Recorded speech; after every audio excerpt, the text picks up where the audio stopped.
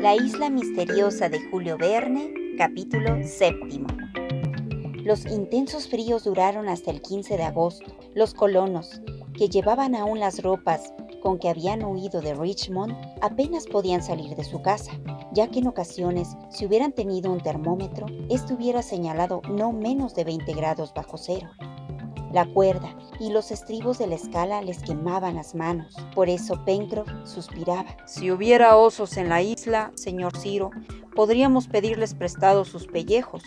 Con ellos no nos veríamos obligados a permanecer aquí encerrados, consumidos de impaciencia. ¿Crees de veras que te los prestarían?, preguntó Harbert. Bueno, en todo caso se los robaría. Para el caso es lo mismo. Cyrus Smith procuraba por todos los medios impedir el tedio de sus amigos.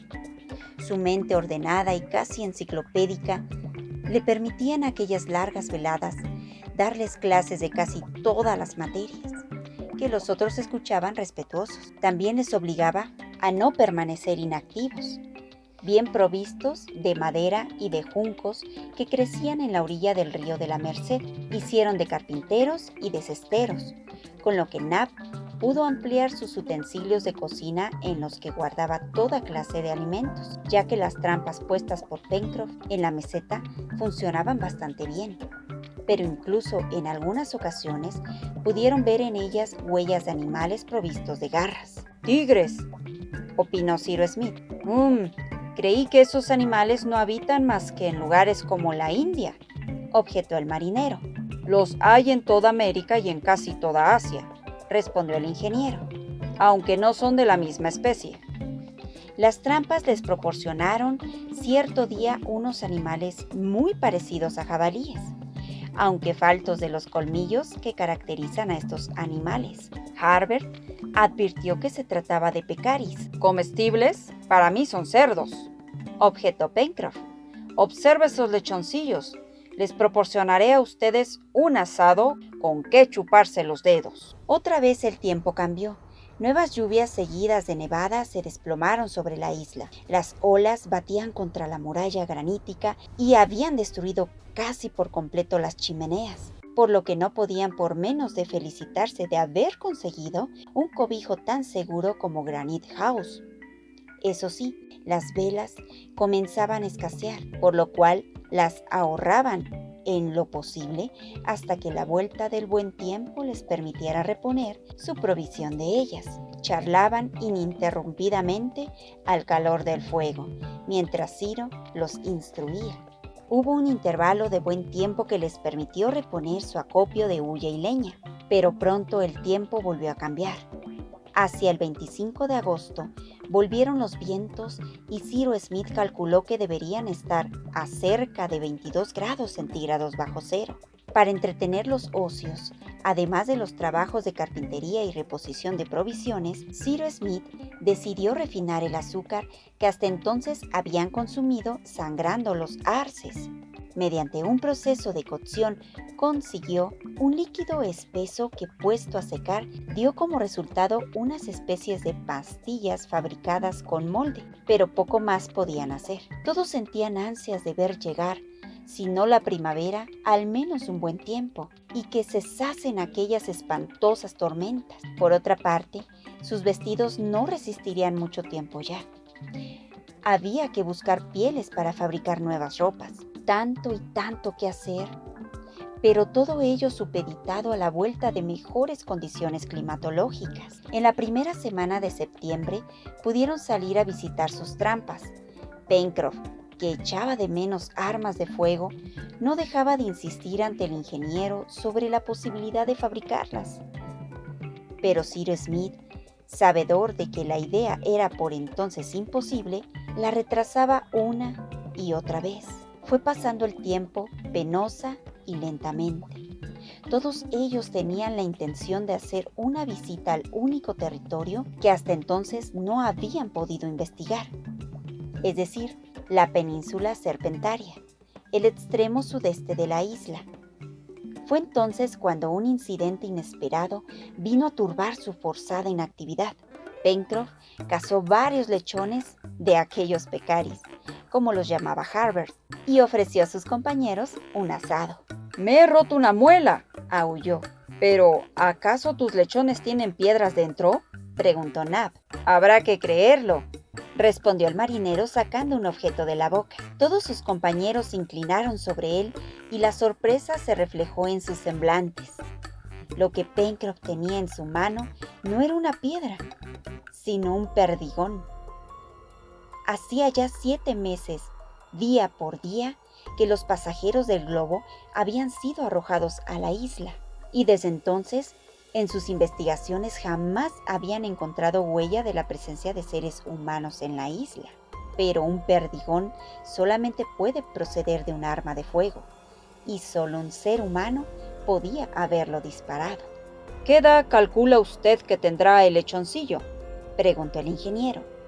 Pues unos 3 meses, señor Ciro. Mamaba todavía cuando lo casé. Lo cual demuestra que en el plazo de 3 meses alguien ha disparado contra él.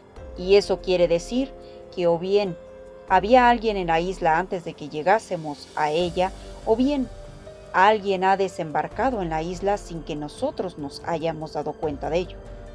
Tendremos que aclarar ese punto cuanto antes. Me inclino, dijo Gedeón Spilett, a creer que piratas malayos han podido hacer un desembarco relámpago en la isla.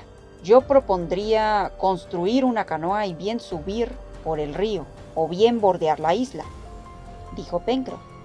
Debemos evitar que nos cojan desprevenidos. No es mala idea, amigo mío, pero necesitaremos por lo menos un mes para construirla. Una canoa, sí, señor, pero yo me comprometo a fabricar una piragua, ya que no necesitaremos alejarnos hasta alta mar, solo bordear la costa. ¿Estás seguro de poder fabricarla? Sí, señor, completamente seguro. Pues bien, lo intentaremos, pero ante todo, debemos extremar las precauciones de ahora en adelante. Esa noche, mientras se acostaban, Cyrus Smith pensativamente le dijo al periodista: Digan lo que digan, mi opinión es que por mucho que busquemos y exploremos la isla entera, no vamos a encontrar nada. ¿Por qué lo dice usted? Tengo esa impresión, respondió enigmáticamente. Al día siguiente Pencroff se puso a la tarea. Al fin y al cabo, solo se trataba de construir una canoa, como él decía, y para ello sobraban materiales, mientras los otros, ocupados en cazar, extremaban sus preocupaciones. Cierto día Harbert y Spilett, los mejores arqueros de entre los colonos, cazaban en los bosques de las orillas del río de la Merced, cuando el muchacho le preguntó a su compañero si le permitiría subirse a alguna de aquellas gigantescas coníferas para echar una ojeada. Porque resulta muy extraño que si había ya alguien en la isla cuando llegamos, no hayamos encontrado jamás señal alguna de él. Tal vez desde ahí arriba podría haber algo, si es que lo hay. Y ágil como un mono comenzó a trepar, tras de recibir el permiso del periodista. Pero una vez en la copa del árbol que dominaba las de los demás, y pese a recorrer con la mirada todos los puntos cardinales, no pudo observar ni señales, ni un campamento o de alguna hoguera. Nada por ninguna parte. Bajó de nuevo y volvieron a casa, donde explicó al ingeniero lo que había hecho. Cyrus Smith movió la cabeza con aquella especie de ensimismamiento que le poseía cada vez que se hablaba del tema, porque sabía, aunque lo había ocultado a sus compañeros, que Top, durante aquellos meses de invierno, se había acercado repetidas veces al pozo de Granite House. Gemía husmeando. El misterio de la isla continuaba. 2 días después se produjo otro incidente. Mientras Harbert y Nab paseaban por la playa, a unas 2 millas de Granite House, descubrieron una gran tortuga cuyo caparazón tenía hermosos reflejos verdes. Entre el negro y él, apoyándose en sus lanzas, consiguieron darle la vuelta para evitar que volviera al mar. Pero, ¿qué haremos con ella? No podemos llevarla a Granite House. Dejémosla aquí y volveremos con una carretilla para llevarnos. Así lo hicieron, pero cuando volvieron con la carretilla, el animal había desaparecido. Por más que buscaron, no pudieron encontrarlo, pese a saber que aquel era el lugar en el que lo habían dejado. Por lo visto, ha debido volver a ponerse en posición normal, aunque tenía entendido que esos animales no pueden hacerlo una vez que se les ha colocado de espaldas, dijo Harbert. Volvieron hacia la muralla y allí explicaron al ingeniero lo que había ocurrido. Pencroff se quejó de que hubieran echado a perder por descuido unas 50 sopas de tortuga.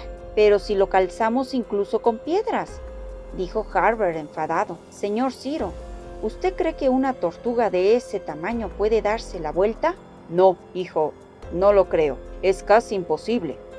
¿A qué distancia de la orilla dejaste ese animal? A unos 15 pies. En ese caso, lo que la tortuga no ha podido hacer por sí misma, quizá lo haya hecho al mar. Las olas pueden haberla alcanzado. Tal vez, dijo Harbert. El ingeniero había dado aquella explicación, pero ¿la creía verdaderamente? No nos atreveríamos a asegurarlo. El 29 de octubre, la piragua estaba enteramente acabada. Tenía 2 bancos, uno a proa y otro a popa, una regala para sostener los toletes de los remos y una espadilla para gobernar.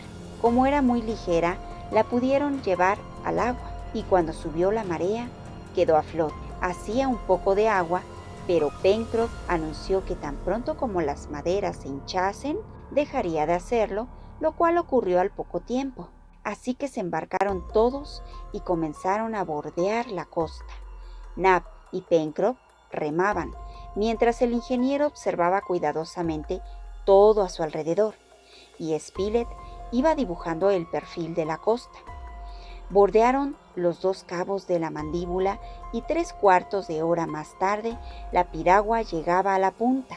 Pencroff se preparaba para doblarla cuando de pronto Harbert se puso en pie y señaló un punto negro. «Parece un pecio medio sumergido», dijo el periodista, pero Pencroff añadió que él tenía mejor vista y que no era ningún pecio. «Son barriles», dijo, «barriles que quizá estén llenos». «A la orilla, Pencroff», ordenó Cyrus Smith. Cuando llegaron a la orilla vieron que Pencroff no se había engañado, sólidamente atados a un cajón, que sostenido por ellos sin duda había ido flotando hasta allí. «¿Un naufragio?», preguntó Harbert. «Tal vez». Pencroff se disponía a romper el cajón con una gruesa piedra, cuando el ingeniero lo detuvo. «Podemos esperar.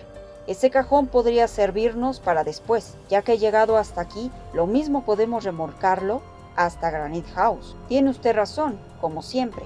No les fue difícil remolcarlo, ya que aunque el cajón parecía pesado, los barriles estaban vacíos y herméticamente tapados, lo cual les permitía flotar libremente. El cajón era de madera de roble y estaba cerrado y cubierto de cuero duro, mantenido por clavos de bronce.